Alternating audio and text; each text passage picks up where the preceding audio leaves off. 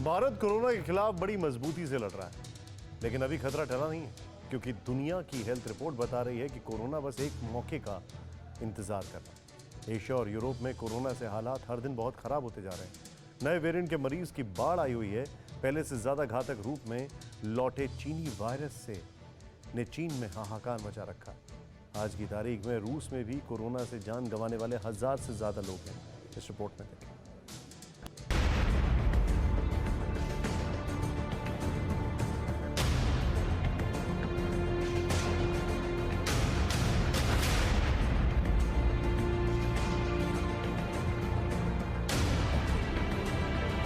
एक बार फिर वही दहशत, एक बार फिर कोरोना की वही डरावनी पिक्चर, एक बार फिर अस्पताल मरीजों से भरने लगे।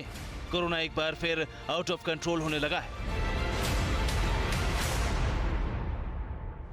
कई मुल्कों में कोरोना की फिर से खतरनाक वापसी हो चुकी है। कई देश कोरोना की मार से फिर से कराहने लगे हैं। WHO यानी वर्ल्ड हेल्थ ऑर्गेनाइजेशन ने भी अलर्ट किया है कि दुनिया के 53 देशों में कोरोना की नई लहर दस्तक दे रही है।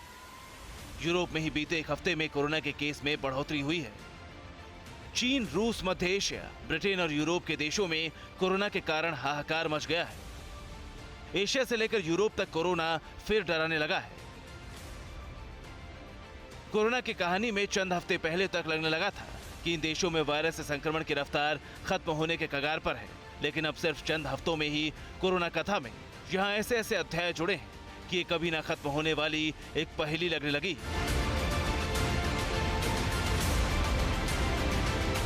दुनिया में कोरोना वैक्सीनेशन की रफ्तार बढ़ने के साथ यही लग रहा था कि कोरोना वायरस के कहर से जल्द ही दुनिया सुरक्षित हो जाएगी।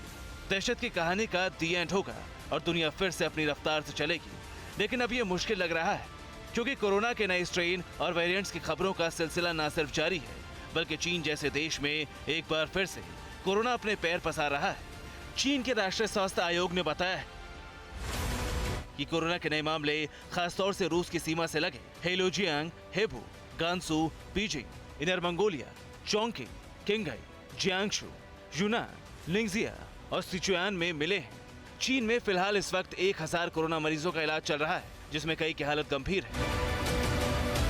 चीन के इस हिस्से में कोरोना वायरस के डेल्टा वेरिएंट का संक्रमण तेजी से बढ़ा है। कोरोना से चीन के बिगड़ते हालात का अंदाजा इसी बात से लगाया जा सकता है कि चीन की नेशनल हेल्थ कमीशन ने चेतावनी दी है कि आने वाले वक्त में नए केस और बढ़ सकते हैं। ऐसे में चीन को एक बार फिर सख्त फैसले लेने पर मजबूर होना पड़ा है।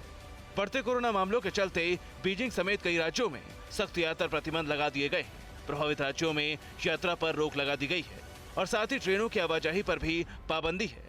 नेशनल हेल्थ कमीशन के अलर्ट से साफ है कि डेल्टा वेरिएंट संक्रमण के नए और घातक संस्करण की आहट दे रहा है। लिहाजा केस बढ़ने के साथ ही डर का ग्राफ बढ़ना स्वाभाविक है। ऐसे में सिर्फ चीन नहीं, बल्कि दुनिया में कोरोना रिटर्न की आहट एक बार फिर आने लगी है।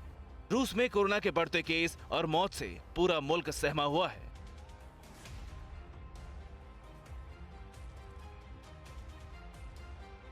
रूस में 5 नवंबर को 40,000 से ज्यादा नए केस सामने आए, जबकि कोरोना से 1200 से ज्यादा लोगों की मौत हुई। यहाँ अब तक कोरोना से 2,45,635 लोगों की मौत हो चुकी है। ये यूरोप के किसी देश में सबसे ज्यादा है। जरा सोचिए, रूस में ये हालात तब है जब रूस दुनिया का पहला देश है जिसने कोरोना वायरस को मात देने के लिए वैक्सीन बनाने की घोषणा की। फिर भी यहाँ संक्रमण की रफ्तार बेकाबू है।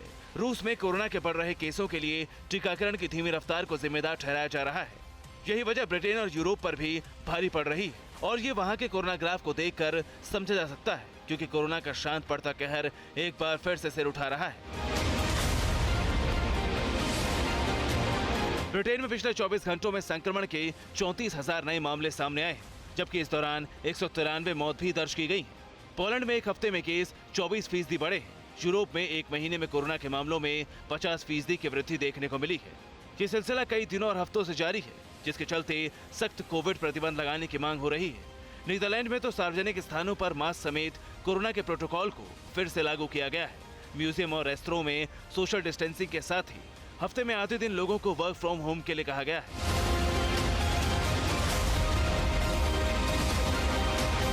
अब इसका नतीजा ये हुआ है कि एशिया से यूरोप तक अस्पतालों में फिर से मरीजों का अंबार लगने लगा है। बेड फुल हो रहे हैं और दुनिया एक बार फिर कोरोना वायरस की चपेट में आ गई है।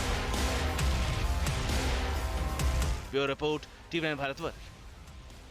अड़ी सोमवार से शुक्रवार शाम 6 बजे सिर्फ टीवी 9 भारतवर्ष पर।